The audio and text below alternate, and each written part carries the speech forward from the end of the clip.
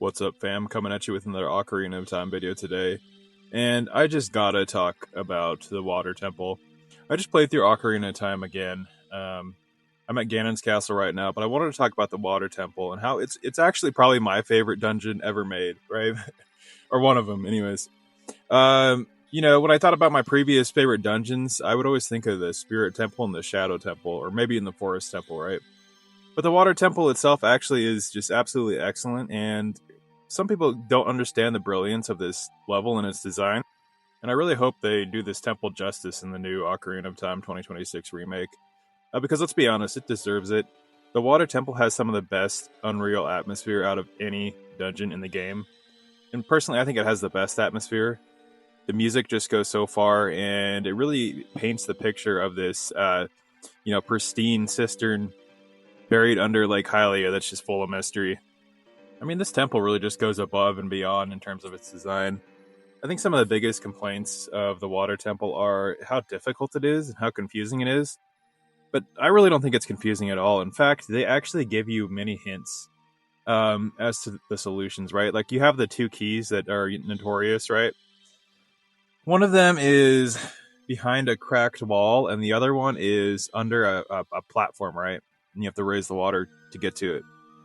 But the game tells you exactly where they are. When you first lower the water in that chamber where you follow Princess Ruto up, it literally shows you that huge crack in the wall. It alludes to it that that's somewhere you need to go.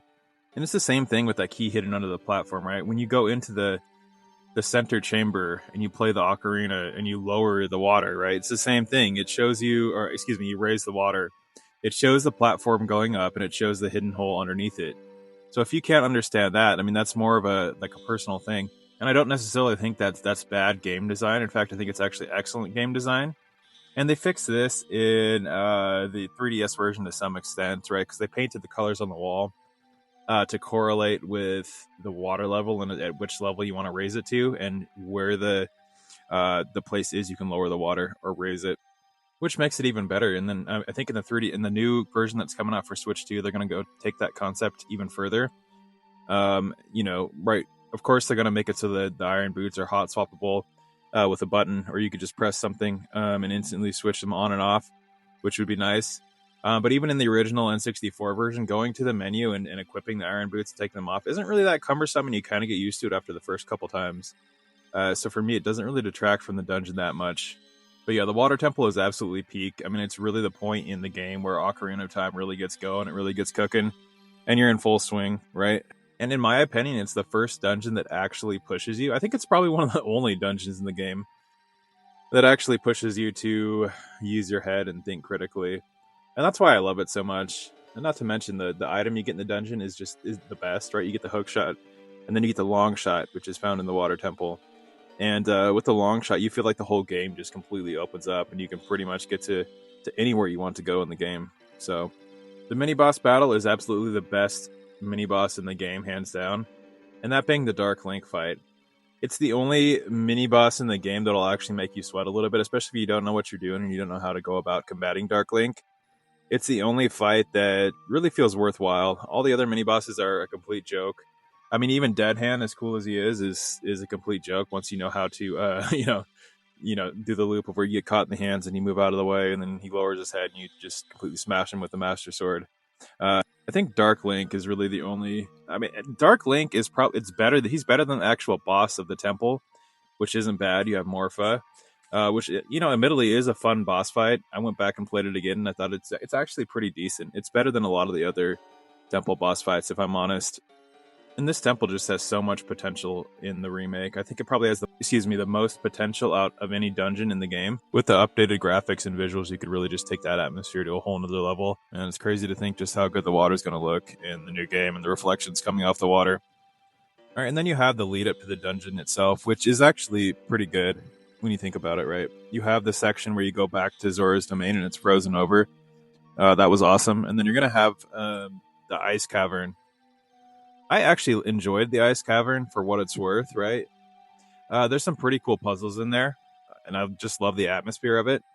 I think you have the end of it, and you're in that beautiful ice cave, and you fight the Wolfos, and then you speak to Sheik, and you get the iron boots. That was pretty good.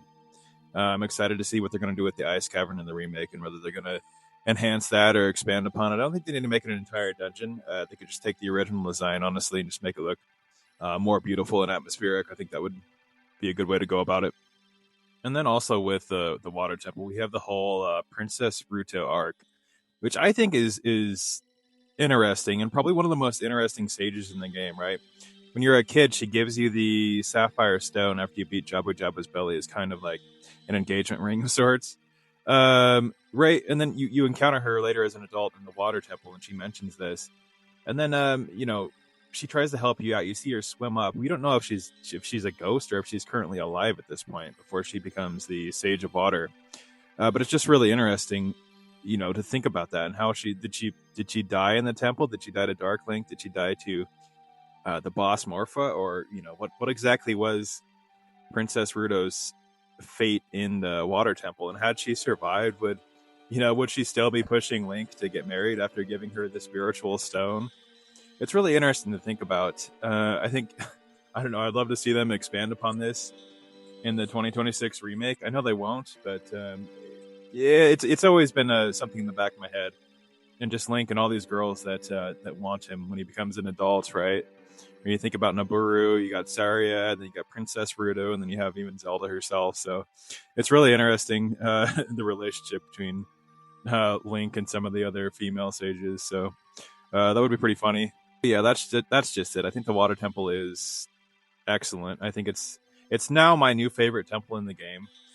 Right? It's the only temple that really doesn't hold her hand and just kind of treats you like an adult and just tells you to go and figure it out. And you have to have excellent spatial reasoning to do so, right? New players struggle with it, which is great. What's beating a game without a little bit of struggle, right? I think that's awesome. Even if you're a series veteran like myself, it still provides a little bit of challenge. You have to make sure you're paying attention at all times, and you want to memorize where the keys are exactly, so you can choose the most efficient route through the dungeon, so you don't have to go back and raise or lower the water another time. And that's part of the reason why I love it. It's that combined with the atmosphere, the music, the Princess Ruto arc.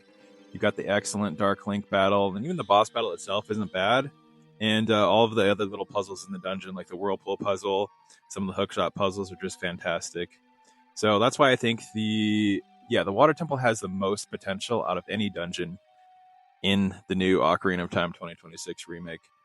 Anyways, guys, this has just been a fun little video. These have been my thoughts on the Water Temple and why it's my new favorite dungeon, and also why I think it has the most potential out of any dungeon in the new Ocarina of Time remake. So I'm trying to hit 1,000 subs by the end of the summer, and getting pretty close. It should be doable, but I really need your guys' support, so please do subscribe if you enjoy all the videos. I got more Ocarina of Time stuff coming, more future Zelda content coming, and just more top 10s, tier lists. Those will come down the road, so be on the lookout for those as well. Anyways, this has been Matt from Top Tier. Until next time, guys, I'm out. Bye.